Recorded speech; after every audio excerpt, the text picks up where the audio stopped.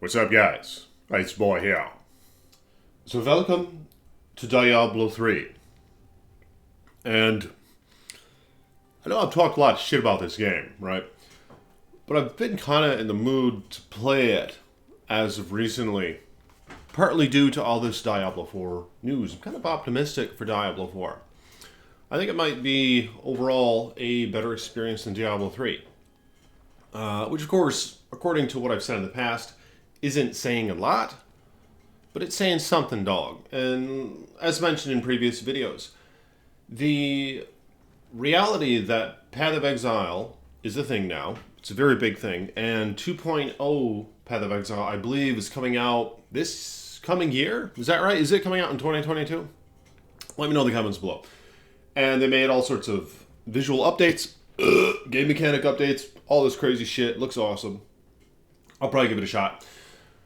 But that competitive aspect is something new for Blizzard now in this genre, I think. In this day, anyway, in these days, there's more competition for this sort of isometric gameplay genre, action RPG, than there was ever before. As well as when they were making Diablo 3 and when Diablo 3 was released. There wasn't much to compete with it. So they know they got to up the ante. They know they got to make this game for big boys this time around. But of course, with Diablo 3, they have been doing all sorts of seasonal shit. And it's kind of interesting. Dane got on it and he said I should try it out again. And I did, because I was actually wanting to try it out again. Like, they did weird shit with, like, where's that thing at? There was some thing that I had, oh, this thing in the weapon. Like, a legendary essence or something. You can put this shit in your weapon. You see that thing is called Essence of Anguish, and it's that little red thing in there.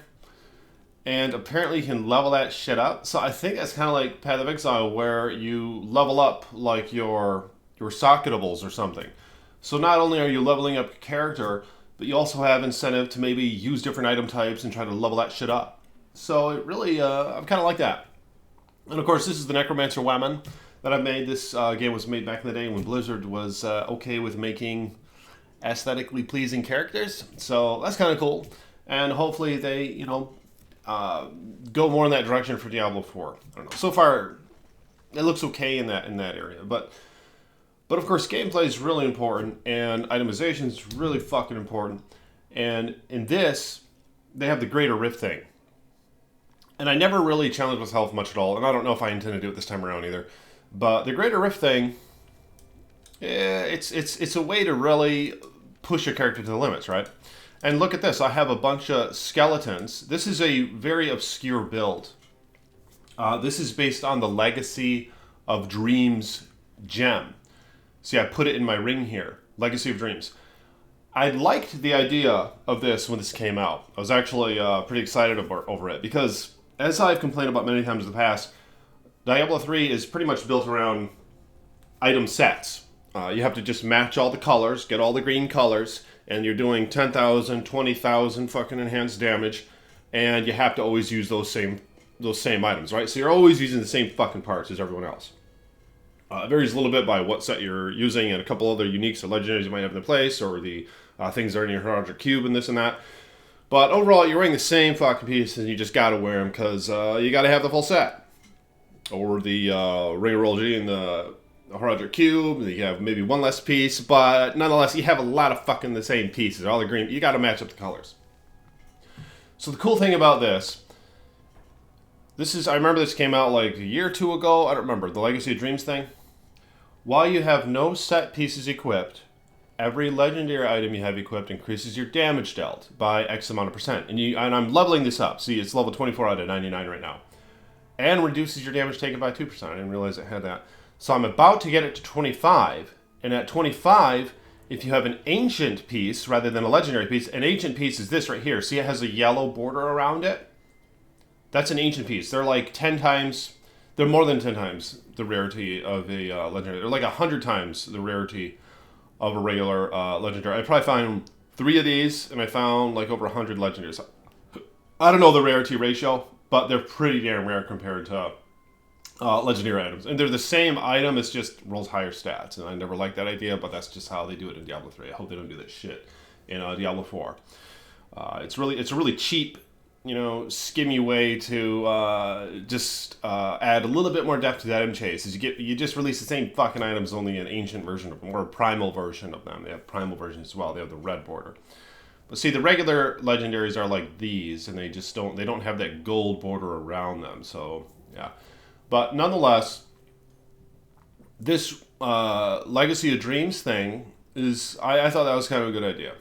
And if you have the ancient item in the place of the legendary or primal item, I believe as well, it doubles that number, that 93%. So what I liked about this is that then all of a sudden you can use all your skills and you're just basically doing a lot more damage with all your skills, as opposed to when you're wearing sets, there's only like a few skills that the sets revolve around and you always have to use those same damn skills. So you're pigeonholed, is that how you say it? You're pigeonholed into that shit? Let me know in the comments below. What's that expression? You're forced to use those fucking skills then if you want to be optimal.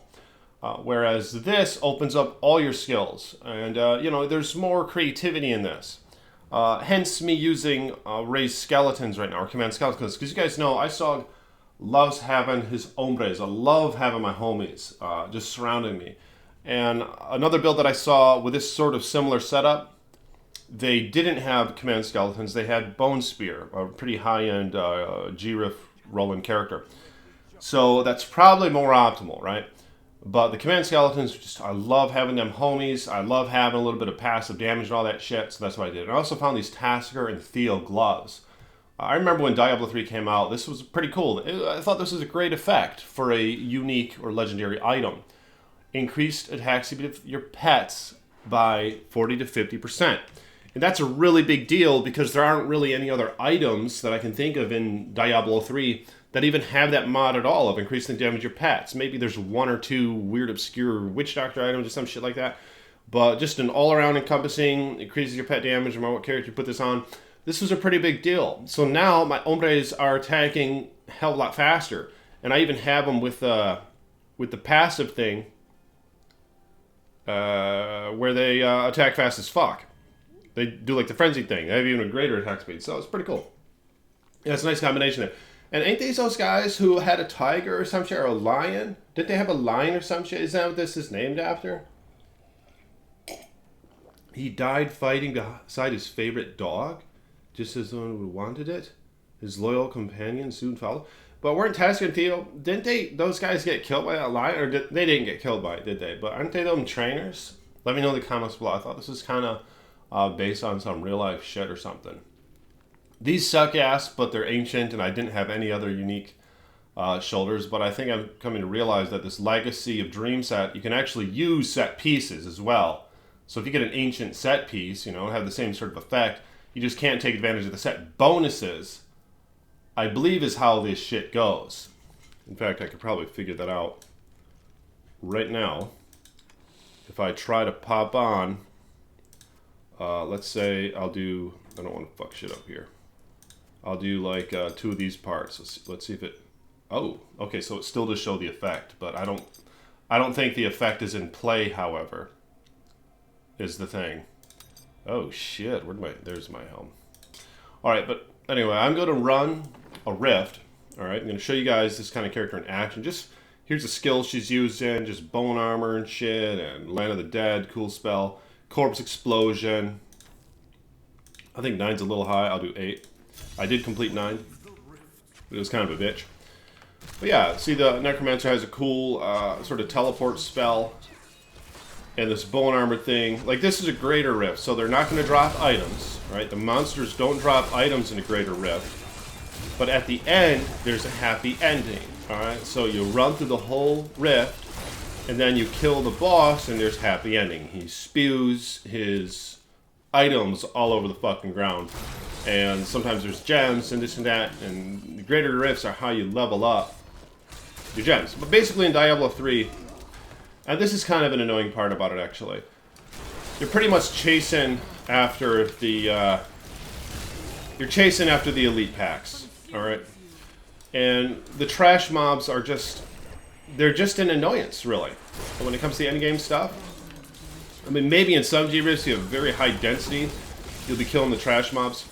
But I think, like Diablo 2 had it a little better, I think, where you could kill a lot of trash mobs. I feel like you had a higher chance of getting decent items from trash mobs in Diablo 2 than you do in Diablo 3. Of course, you always get, you know, potentially, you always have higher drop rates from the champions, uniques, elites. But I just feel like the gap is just too vast here, where it seems like all the optimal characters, or players anyway, they're really just chasing after the elites. So hopefully in Diablo 4, they close that gap a little bit. But this is just a shrine power that I have, that's why she's casting lightning and shit everywhere. But basically, here's the cool thing. Watch this. I'll make my skeletons run to this guy, alright? You see that? You can make them, you see that? You make them charge an enemy and attack them. Very simple, right? But that's something that we didn't see in Diablo 2. A very simple effect. You think that if you're a Necromancer and your little skellies are basically slaves to you and are fighting and dying for your sake, you know, just non-stop, you think you'd at least be able to tell them to attack a specific enemy, but it's just not something you can do in Diablo 2. I mean, shit, maybe they'll add it for D2R. They really should. But it's just one of those very simple things that's cool. And it's awesome how they just charge at them like that, you see. And yeah, like I said, this Legacy of Dreams set, it actually allows my skeletons to do a decent amount of damage. Because I don't know if there's a set, I don't think there is, that simply makes your summons do like an exponential amount of damage and shit. I don't think there's a set in Diablo 3 that's like built around that. There's the Rathmas, which uses your summons, but as far as I know, at your end game, your summons aren't doing much damage at all. Like their damage is ass, and basically all your damage is coming from your Army of the Dead thing, not Command Skeletons, but this one cooldown spell that just summons an area of like hands that come out of the ground as one of the runes, and they'll just do a bunch of damage, right? And then it goes away. So that's what kind of sucks, is there's not, because y'all know who've been watching the Ice Boy, y'all know I kind of like, you know, good summon Necromancer. And that's the thing though, is this Legacy of Dreams set kind of allows for you to maybe attempt to make a decent summoner. Even though the problem is, you find items like I have the Tasker and Theo gloves, right? Of course I could put these in the cube if I wanted. But then you start finding items that like really increase your Corpse Explosion, for example. So you just gotta wear this, and your Corpse Explosion then starts to scale so high that your damage of your minions just sucks. You know, they're just meat shields, or you use them for some other weird purpose, for damage reduction or all sorts of shit. So that, you know, that's an annoying thing that Diablo 3 does, is, and a lot of you guys know this, but some of you don't, but is that they'll start to just exponentially increase these fuck numbers for like certain skills, where you just make the skills so fucking powerful that using all your other skills is just useless. It just does minimal damage. You know, you're just doing it for another purpose. You're like hitting them to regain some resource, right, generation, but you're whacking them, is just their health, it's not even going down when you're hitting them. Or your hombres in some situations, like your skeletons, are whacking and whacking and whacking, and the enemy's life is just fucking healing because they're doing so little damage. Then you got a Corpse Explode, all of a sudden it kills them one fucking hit. So that's a big problem in Diablo 3. You know, it really takes away from the, and I know Blizzard has been using this word lately, but it takes away from build diversity and things like that, and customization and all that. When you start just insisting that X, Y, and Z skill are going to just are just going to scale in such a high, crazy degree that all your other skills suck ass in comparison to it. So, I mean, this Legacy of Dreams thing, it starts to close in that gap a little bit, but there's too many items that just focus so hard on, you know, certain skills that you start beefing that skill up so much, you just can't use anything else, and all your other skills are just little utility skills, and you're using one fucking skill. So it's kind of tedious. You know, I would like to see like a wizard who can use Electrocute and Meteor and Nova, and they all do a decent amount of damage. You know, use them like situationally and all that. I think that would be cool. This Legacy of Dreams set, I think kind of opens up for that sort of possibility. But let me know what you guys think about that in the comments below. And see, I mean, it's told how these skeletons, look at that damage that they do. And I just love it how you can control them. It costs a little bit of resource when you force them to, I'll do it right now. 3, 2, 1. See, it costs that resource amount. But yeah, they can do some damage. And this is still very exploratory for me. I mean, this is only a GR 35. It's a GR 35. Very low. You know, there's, I think 150 is the highest GR that's been completed so far. Dane, I think he said he did like 109 or something, so pretty impressive. By the time this video posts, he's probably done a lot higher than that, actually. But nonetheless, I mean, there's still a lot to explore for me in this game, which is kind of what's exciting right now. Is, you know, maybe there are items that increase your raised skeleton damage and all that shit. I mean, let me know in the comments if you dogs know any items that will increase like your raised skeleton damage, or even your golem damage. There's a golem you can get on here. But check this out. There's that skill that I just did where you can just act as if there's corpses. So now I can just explode like as if there were corpses around me. But it's on a cooldown. It only lasts like 10 seconds or something, and then I'm out of it. So now I need corpses.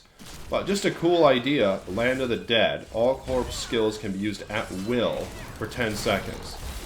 And then I have a synergy for that. Enemies landed dead are periodically frozen. Oh, that's nice. So it allows for some safety measure there. So here's the Rift Guardian, and I'll have my homies hit him. See, and there's our damage. Now I'll do the Land of the Dead and Corpse Explosion. Just watch the crazy damage. It's like a nuke kind of. But I think in the set that's built around Corpse Explosion, you know, all your other skills aren't going to be meeting up with that. Like, it's going to start exceeding your damage to such a crazy degree, all your other damage types, that you pretty much have to, your damage is all centered around Corpse Explosion, which I think is just, you know, I like having a little bit of variety during the gameplay. But check this out.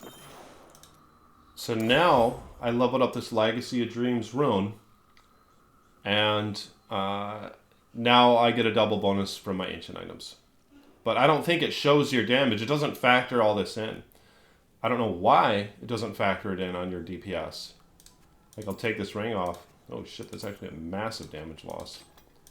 I'm almost positive. Yeah, it doesn't factor that shit in. She's doing more damage than that. I'm pretty sure of it. Let me know in the comments below if I'm wrong. Oh, hell yeah. What the blood toad is this? Mask of Scarlet Death. Revive now consumes all corpses to raise a minion that deals a minion? Holy shit. More damage per corpse. Oh, wow. Oh, shit. Yeah, that might be interesting. Of course, it wouldn't be very suitable with this build, because this is like a Corpse Explosion build. I mean, I could experiment. You know, since this is the Legacy of Dreams, I could just get rid of Corpse Explosion and, like, put that on and have Revive on the right click. Revive does a little bit of damage. It doesn't do much. So you check this out. Revive. Target an area, reviving up to 10 corpses, but it doesn't even show their damage. When you revive a corpse, enemies within 20 yards run in fear. I mean, yeah, there's a lot of... Now, the problem is it's so easy to just run to a guide. I think I said this in my previous video, something along the lines of how it might be fun just to try out making your own character without looking at a guide. I mean, you're going to suck ass. You know, these guys are just so optimized. Testing this and that. Like, I know I sucked ass when I played Diablo 3 and I didn't look at a guide. Then I looked at guide, and all of a sudden, you know, I made a few tweaks here and there. My character was just kicking ass, but because yeah, there's a lot of numbers to factor in. Oh shit! I think this is an amulet I was kind of looking for. No, it's not. But it is. It's for a certain build for Necromancer. Okay, so I have Revive. I'll put on this helm. I'll show you guys Revive real quick. I'm going to go turn in the quest, and I'll show you dogs Revive. Hell yeah.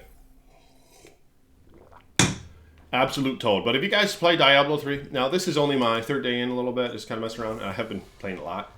Dane pretty much boosted me up to 400 plus Paragon. But it's been pretty fun right now. But let me know if you guys have played Diablo 3. Definitely has many flaws. But sometimes I'm just kind of in the mood for... because the initial chase is kind of what I like. Just kind of getting there, collecting the set, or just getting there, you know? But anyway, I'm going to show you guys Revive. Oh, hell yeah. What the fuck? Okay, so I have 2 spiders, because this helm is doing something different to it. Usually you'll revive all the enemies. So these spiders are going to do a lot of... Oh, hell yeah. But look at, they already poofed. With Rathma set, I believe your revives last indefinitely. But the problem is, like I said, Rathma set is all around Land of the Dead or something, the damage. So your minions aren't doing shit for damage. But yeah, you have a lot of them, but they're just not doing shit for damage. So basically, it's just your Land of the Dead that's doing the damage. You gotta have it on, like, infinite cooldown and shit. So I wish there were, like, more of a summon build. I'm gonna maybe look into it a little bit. Of course, I don't want to look into it too much, because like I said, it is kind of fun just finding this shit. Like, I've never even heard of that helm before. But here's Revive now, without that helm on, and see, you revive all the enemies. And you can only have 10 up at a time, though. They don't teleport with you like in Diablo 2. But you see that? It's kind of cool how you revive Dave's ass and all that. But I don't know, I mean, it says this hombre does a lot of fucking damage right here. Yeah. Alright. So I don't know, it might be a better way to go that route. But yeah, if you guys will like the video, become a patron if you want. I actually received a few new patrons as of recently. The latest one I need to shout out is Tayan Hoang. Is that how you say it? Let me know in the comments below. Tayan, thank you, sir, for your contributions. May your finances be blessed. And if any of y'all want to become a patron, or follow me on Discord, buy Ice Boy coffee, get me a little coffee crunk, links in the description below. But Tayan, may your youth be renewed like that of an eagle. And may you have many wives. Peace with you.